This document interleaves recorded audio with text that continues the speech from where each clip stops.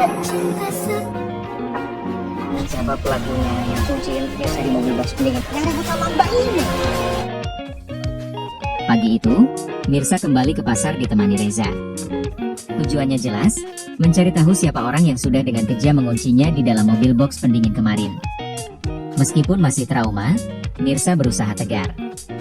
Reza pun terus di sisinya, memastikan perempuan itu tidak sendiri menghadapi semua ini. Pasar yang ramai membuat langkah mereka sempat terhenti beberapa kali. Orang-orang berlalu lalang membawa barang dagangan besar. Saat melintas di depan penjual sayur, Mirsa hampir saja tersenggol seseorang yang membawa keranjang besar di pundak. Refleks, Reza menarik tangannya. Mirsa kehilangan keseimbangan dan jatuh ke dalam pelukan Reza. Sekilas waktu seperti berhenti. Tatapan mereka saling bertemu, dan entah kenapa dada Mirsa berdebar. Reza pun terdiam beberapa detik, merasa kikuk tapi juga hangat. Namun mereka cepat sadar kembali pada tujuan awal, mencari kebenaran. Setelah berbincang dengan beberapa pedagang, perlahan fakta mulai terungkap. Ternyata, hari itu beberapa orang pasar sempat melihat Mirsa bertengkar dengan Ranti. Pertengkaran cukup keras, bahkan Ranti sempat mendorong Mirsa hingga terjatuh. Dari situ, semua jadi jelas, Rantilah yang kemungkinan besar mengunci Mirsa di dalam mobil box pendingin. Saat mendengar nama itu disebut, Reza langsung menatap Mirsa dengan perasaan campur aduk. Ia tahu Mirsa orang yang baik dan tak pantas diperlakukan seperti itu. Meski begitu, Mirsa tetap punya hati lembut. Ia tidak sepenuhnya bisa membenci Ranti. Dalam hati kecilnya, Mirsa justru merasa kasihan. Ranti kini kabarnya mengalami tekanan batin berat setelah kejadian pelecehan yang menimpanya. Mirsa memang tahu semua itu bukan hal yang pantas dialami siapapun, tapi ia juga yakin bahwa semua yang terjadi pasti ada sebabnya. Ia melihatnya sebagai teguran atau mungkin hukuman dari Tuhan atas perbuatan buruk yang pernah dilakukan Ranti. Sayangnya, Ranti tidak melihatnya dari sisi itu. Alih-alih introspeksi, Ranti justru menyalahkan Mirsa, menganggap semua kesialan hidupnya muncul karena Mirsa. Dibutakan oleh rasa iri dan dengki, Ranti mulai menyusun berbagai cara agar bisa mendapatkan simpati Reza. Ia berpura-pura semakin terpuruk, mengaku depresi, padahal dalam hatinya belum ada sedikit pun rasa penyesalan. Pikirannya hanya dipenuhi keinginan untuk membalas dendam pada Mirsa, tanpa sadar bahwa dirinya sendiri sedang menghancurkan hidupnya pelan-pelan. Sementara itu, Mirsa tak hanya menghadapi Ranti.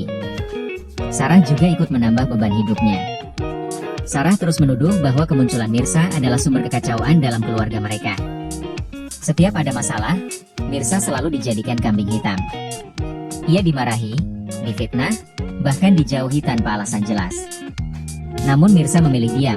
Ia sadar tidak semua orang bisa memahami niat baiknya.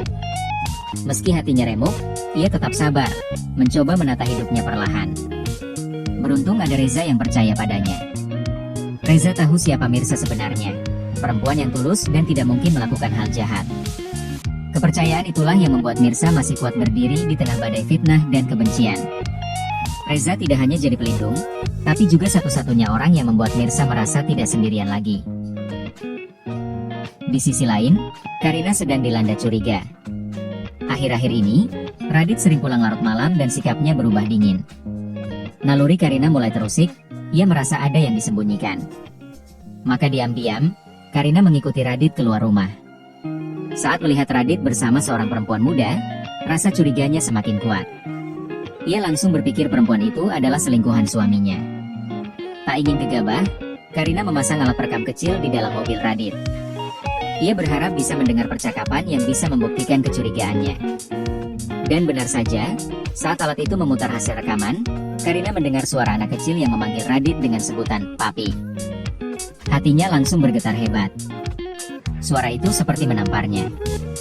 Dalam kepalanya hanya ada satu pertanyaan, siapa anak itu sebenarnya? Kecurigaan Karina semakin besar, dan hatinya mulai goyah.